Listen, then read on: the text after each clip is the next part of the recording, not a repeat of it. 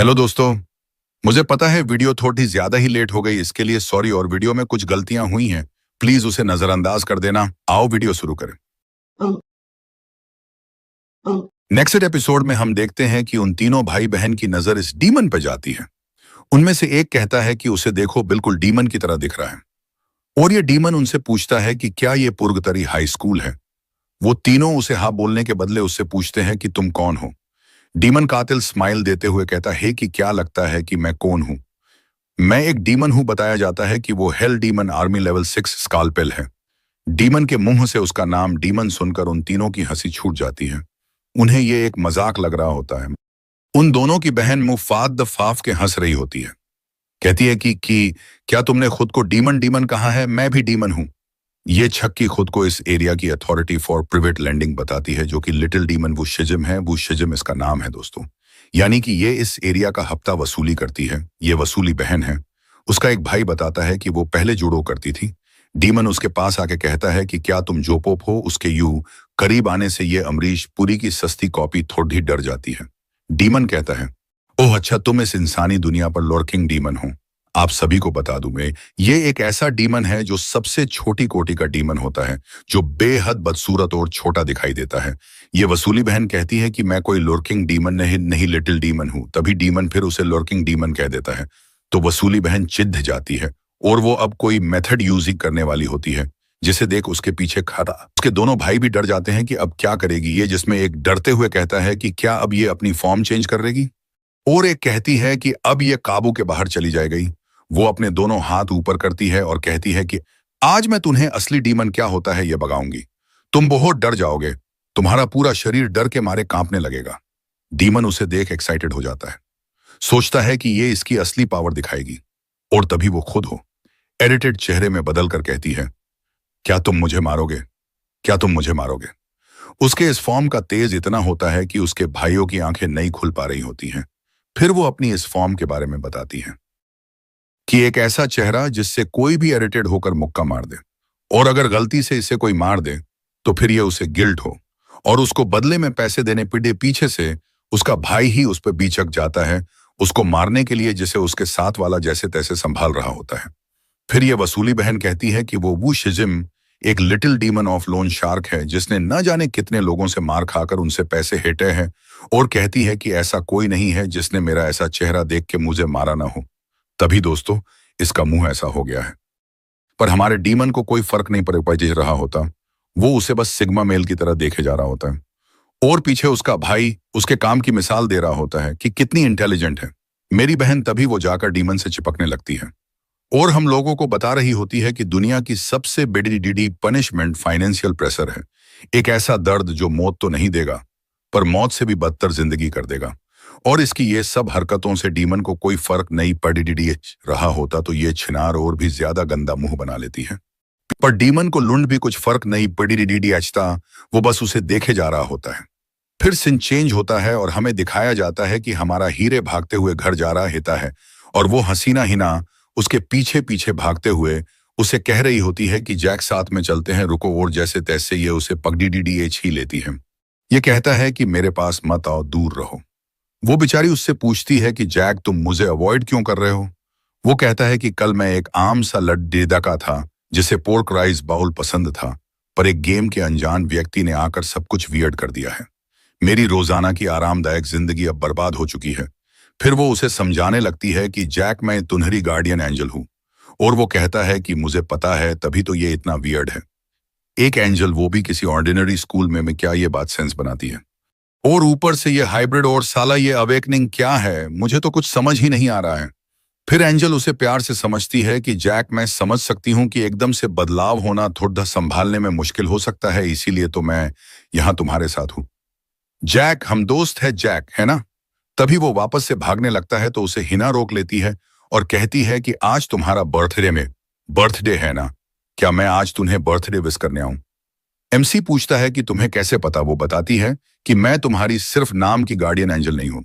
अगर मुझे ये सब छोटी चीजें ना पता हो तो क्या खाक गार्डियन एंजल, और अगर कोई एंजल तुम्हें ब्लेसिंग देगी तो तुम जो चाहो वो पा सकते हो। एमसी थोड़ा सोच में पीरा जाता है कि कुछ भी पा सकता है। फिर वो बताती है कि कुछ कंडीशंस भी हैं, तभी एमसी उसे बताता है कि अगर उसके पेरेंट्स को पता चला कि वो एक एंजल लिए घूम रहा है तो उसे बेल्ट से मारेंगे, इसलिए इस बात को वो किसी को ना बताए।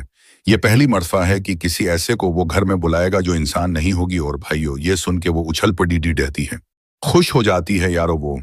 और फिर वो उसे पकड़ ढहती है और उसे उद्धा कर घर ले जाती है। ऊपर हवा में उसकी गेंद फट रही होती है। वो कहता है कि मैंने तुम्हें कहा था किसी को पता मत चलने देना, तुम एंजल हो। एंजल कहती है ना मुन्ना, किसी को नहीं पता चलेगा। और फिर तेज रफ्तार में हवा चीरते हुए वो निकल जाते हैं। फिर सीन चेंज होता है और हमें दिखाया जाता है कि वो अभी भी डीमन के सामने छिनाला कर रही होती। डीमन उससे चिढ़ने के बजाय उस पर हंस देता है। फिर वो अपनी आंखों में पावर इकट्ठा करते हुए कहता है कि तुम्हें पता है तुम क्यूट हो। फिर हमें उसके चिल्लाने की आवाज आती है कि ये ठंडा है, नहीं है, बहुत गर्म है। वो अपनी आंखों से उसे बुरी तरह घायल कर देता है। उसके दोनों भाई समझ ही नहीं पाते हैं क्या हुआ और उसकी बहन की ओर से बचाने दौड़ देते हैं। पर डीमन उन दोनों को मारता नहीं, बल्कि उनके पहले के दर्द को एक्सट्रीम लेवल तक बढ़ा देता है। तभी उसके ऊपर से हिना गुजरती है एमसी को लेते हुए, जिसे डीमन देख लेता है। फिर वो अपने पंख निकलना है और उड़ देते हुए उसका पीछा करने लगता है। कहता है कि नादान एंजल, तुम्हारी मंजिल अब खराब हो जाएगी। नीचे पेडिडिडे वो दोनों भाई दर्द से तिडिडिड ढप रहे होते हैं, जिसमें से एक जीवन का तथ्य बताता है कि कितना भी पैसा कमा लो, अगर आपकी हेल्थ ठीक नहीं तो उन पैसों का कोई महत्व नहीं। सीन बदलता है और हमें दिखाया जाता है कि एमसी की गेंद फटी पीडीडी ही होती है। वो उससे गुस्से में चिल्लाता है कि दिमाग की घुट्टी अगर कोई देख लेता तो क्या होता। और वो हंसते हुए कहती है कि वो काफी ज्यादा एक्साइटेड हो गई थी, उससे रहा नहीं गया। फिर एमसी दरवाजा खोलते हुए भी उसे कह रहा होता है कि अपनी पावर्स का यूज घर में न करे।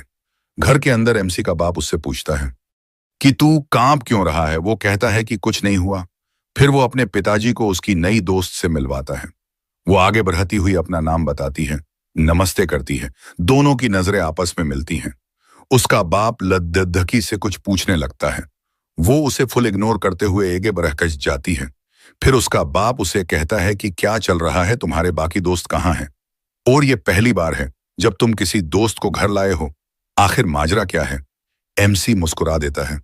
फिर हमें उसका केक दिखाया जाता है, जो कि वाकई में मस्त होता है। वो केक देख ही रहे होते हैं कि तभी कोई डोरबेल बजाता है और बाहर और कोई नहीं, हमारा अपना डीमन होता है, जो कि गिफ्ट के साथ अंदर आते हुए कहता है कि मैं तुम्हारी स्कूल में ही ट्रांसफर होने वाला हूं और मुझे किसी ने बताता कि तुम्हारा बर्थडे है, तो मैं यहां तुम्हें बधाई देने आ गया। हेना और एमसी का बाप उसे देख दंग रह जाते हैं। डीमन एमसी का नाम याद करने की एक्टिंग करने लगता है और एमसी सोचता है कि इसको मेरा नाम पता नहीं और मुझे बधाई देने आया है, ऊपर से कहता है कि मेरे ही स्कूल में ट्रांसफर होने वाला है। एमसी इतना सोच ही रहा होता है और डीमन आकर उसके गले में हाथ डालते हुए कहता है कि ये सब छोड़ दो, कल से हम एक ही क्लास के दोस्त होंगे, तो क्यों ना आज ही अच्छे से मिल लिया जाए। डीमन देख के एमसी के पापा की लूप लूप हो जाती है।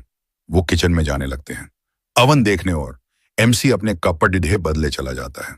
एमसी के रूम में जाते ही हिना डीमन पर जोरदार अटैक कर देती है, जिससे वो दूर जाकर गिरता है। हिना अभी भी नहीं रुकती। वो उसके पास जाती है और उसे आग में जलाने लगती है और चिल्लाते हुए कहती है कि वो भी सिर्फ 19 वर्ष का ही है। क्या यह कठोर नहीं होगा कि डीमन पहले कदम उठा ले? तभी डीमन आग से निकलता है, जिससे उसे खरोच तक नहीं आई होती है, और कुछ कहने लगता ही है।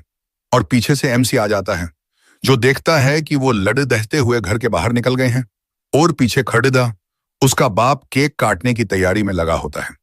एमसी जल्दी से भागते हुए उनके पास आता है और चिल्लाते हैं, कहता है कि अरे बाबू, क्या कर रहे हो तुम? मैं मारूंगा तुमको। मैं ज्यादा कुछ तो कह नहीं सकता और हम सभी को पता है तुम डीमन हो। अगर यहां एंजल हो सकती है तो स्वाभाविक है, डीमन भी हो सकता है। पीछे उसके बाप के पसीने छूट रहे होते हैं और कहता है कि अगर तुम मुझे यहां बधाई देने आए हो तो प्लीज सिर्फ बधाई दो, कोई तमाशा मत करो। यहां पर फिर वो दोनों नीचे आ जाते हैं और हेना उस टूटे हिस्से को ठीक कर देती है। हिना डीमन को कहती है कि उसका दिल काफी अच्छा है, कोई अनाधी हरकत मत करना। डीमन कहता है कि मैं नए जमाने का नया डीमन हूं और ये देखो तोहफे में मैं कितनी कमाल की चीज लेकर आया हूं।